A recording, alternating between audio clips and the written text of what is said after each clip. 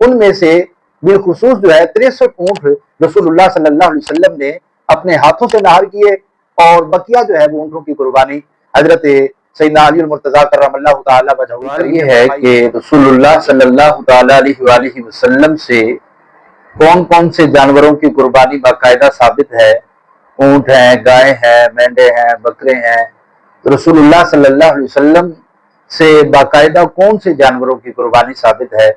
تو اس حوالے سے عرض یہ ہے کہ حج کے موقع پر یعنی حجۃ الوداع میں رسول اللہ صلی اللہ علیہ وسلم نے حضرت علی المرتضیٰ کرم اللہ تعالی وجہہ الکریم سے یمن سے اونٹ منگوائے قربانی کرنے کے لیے۔ اور اونٹ کے حوالے سے ایک بات میں عرض کرتا جاؤں، اللہ تعالیٰ نے جہاں اپنی قدرت کی نشانیوں کو بیان کیا، وہاں یہ بھی ارشاد فرمایا افلا ينظرون الى الابل کیف خلقت، ارشاد فرمایا کہ کیا وہ نہیں دیکھتے اس اونٹ کی طرف کہ اس کو کیسے پیدا کیا گیا ہے۔ تو یہ اونٹ جو ہے اس کی قربانی کرنا رسول اللہ صلی اللہ علیہ وسلم سے ثابت ہے۔ تو میں یہ عرض کر رہا تھا کہ حجۃ الوداع میں رسول اللہ صلی اللہ علیہ وسلم نے 100 اونٹ جو ہے وہ نہر فرمائے، ان میں سے بالخصوص جو ہے 63 اونٹ رسول اللہ صلی اللہ علیہ وسلم نے اپنے ہاتھوں سے نہر کیے، اور بقیہ جو ہے وہ اونٹوں کی قربانی حضرت سیدنا علی المرتضیٰ کرم اللہ تعالی وجہہ الکریم نے فرمائی۔ ان کو نہر مولا کائنات مولا علی المرتضیٰ کرم اللہ تعالی وجہہ الکریم نے فرمائی۔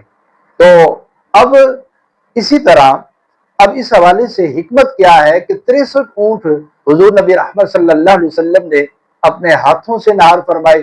اس حوالے سے ہمارے علماء نے ایک حکمت یہ لکھی ہے کہ رسول اللہ صلی اللہ علیہ وسلم کی جو حیات ظاہری ہے وہ 63 سال ہے، تو گویا کہ ایک اونٹ قربان کرنا ہر سال کے لیے شکرانے کے طور پر رسول اللہ صلی اللہ علیہ وسلم نے نہر فرمائے۔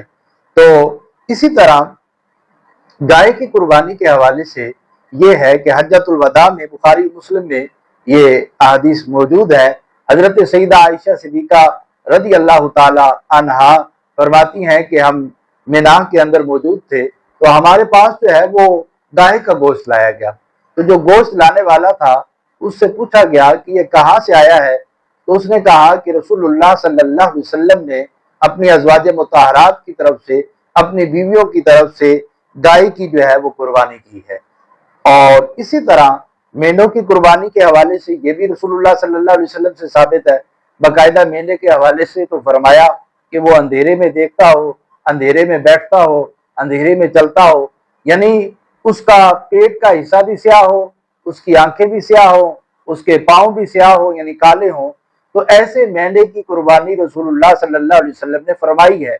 تو گویا کہ قربانی کے جو جانور ہیں ان میں سے اکثر رسول اللہ صلی اللہ علیہ وسلم سے ثابت ہیں کہ رسول اللہ صلی اللہ علیہ وسلم نے ان کو قربان کیا ہے۔